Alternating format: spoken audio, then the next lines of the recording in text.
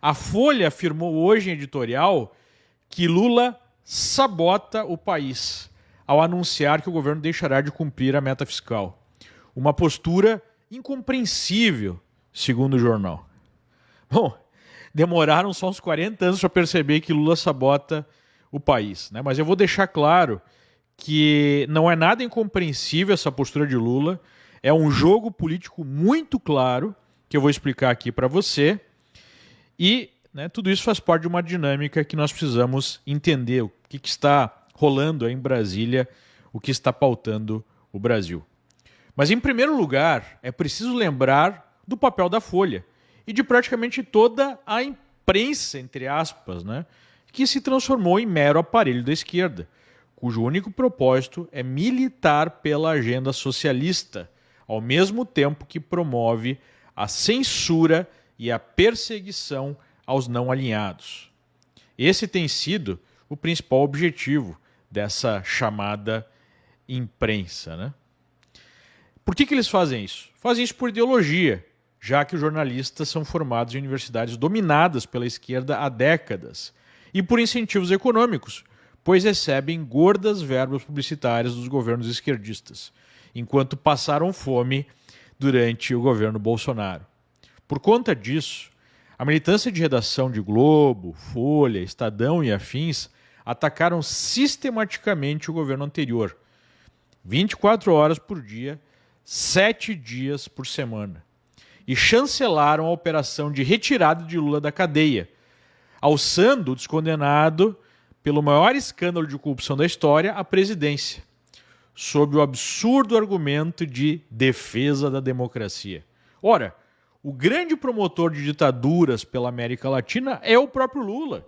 Em parceria com o carniceiro Fidel Castro, ele fundou o Foro de São Paulo, cujo objetivo manifesto é recriar no continente o que foi perdido no leste europeu, ou seja, ditaduras socialistas. Temos que lembrar que o Foro foi lançado logo após a queda do Muro de Berlim, o que, segundo esse pessoal, foi uma tragédia, com a perda dessas ditaduras socialistas do leste europeu.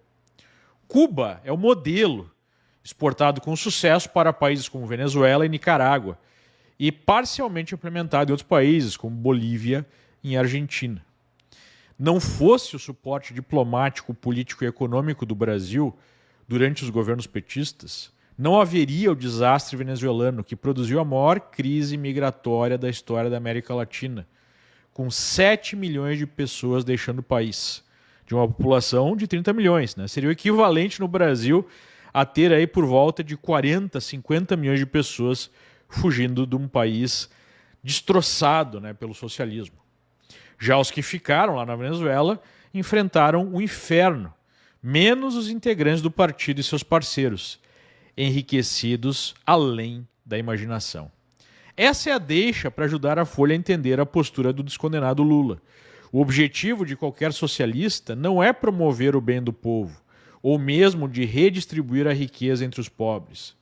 Infelizmente, muitos militantes de redação acreditam nessa falácia, além de outros idiotas úteis da esquerda. O objetivo do movimento socialista, isso é preciso ficar bem claro, é empobrecer a população para facilitar o controle político absoluto. É muito mais fácil se eternizar no poder quando a população é dependente do Estado. É exatamente por isso que a esquerda domina o Nordeste, por exemplo. Só que esse movimento de empobrecer completamente a população não é fácil de ser promovido, especialmente num país de dimensões continentais como o Brasil. Na Argentina, em que o processo já está bem avançado, surgiu o Javier Milei como resposta, arriscando colocar água no chope peronista. A última tentativa do PT nesse sentido foi rechaçada pelo povo, resultando na queda de Dilma e na prisão do chefe do esquema, segundo o Ministério Público. Com a ajuda determinante da militância de redação, a Operação Lava Jato foi desfeita e o descondenado está de volta à cena do crime, junto com Alckmin, que cunhou essa frase durante a campanha que fazia de conta que era oposição, no famigerado Teatro das Tesouras, que envolveu a cena política brasileira desde a redemocratização. Aquele teatro em que a esquerda fazia de conta que existia ali duas opções, PSDB e PT, quando na verdade o projeto é exatamente o mesmo, com pequenas diferenças. Seguro de que nunca mais acontecerá nada parecido com a Lava Jato, Lula acredita que o país está pronto para que o projeto socialista avance. Logo, ele acha que conseguirá destruir parcialmente a economia brasileira para se eternizar no poder.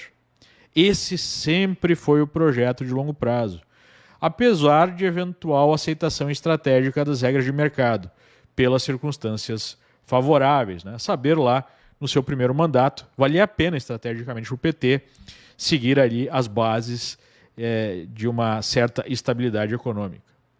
Para fazer avançar o processo, o PT apresenta o jogo dialético, que é a grande especialidade da esquerda. É fazer duas coisas contraditórias ao mesmo tempo. Enquanto o companheiro Haddad faz o jogo de amigo do mercado, fazendo de conta que busca a responsabilidade fiscal, Lula joga para a galera, dinamitando as contas do governo sob a desculpa de ajudar os pobres contra a ganância do mercado. Foi isso que ele utilizou. E nós sabemos que, na verdade, para os mais ricos, inflação é bom porque exige que os juros fiquem altos e gera maior rentabilidade sem precisar fazer nada, enquanto os pobres é que pagam o preço da inflação.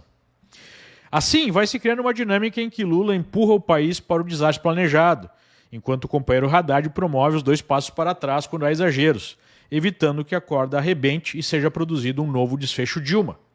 A coisa só não avança tão rápido porque o Centrão, que faz o contrapeso à busca da hegemonia política petista, não embarcou no projeto, por falta de interesse numa ditadura chavista lá brasileira que não é. Eles não ficariam descontentes com uma ditadura. Mas é que eles não confiam que o PT iria de fato dividir o poder no arranjo desses. O Centrão, diferentemente do PT, enxerga um certo nível de liberdade econômica como a galinha dos ovos de ouro para alimentar os cofres públicos, mantendo de pé os milhares de esquemas de corrupção que opera, evitando assim uma revolta das massas, como aconteceu durante o desastre econômico de Dilma, que colocou todo o sistema corrompido sob risco de morte. Por sua vez, o grande empresariado faz um jogo duplo, em que mantém certo apoio ao governo petista, enquanto pressiona pela manutenção dos pilares da economia, entre eles a responsabilidade fiscal. Esse grande empresariado depende, direta ou indiretamente, do governo, seja por receitas diretas, seja por regulações que podem fazer seus negócios prosperarem ou serem destruídos.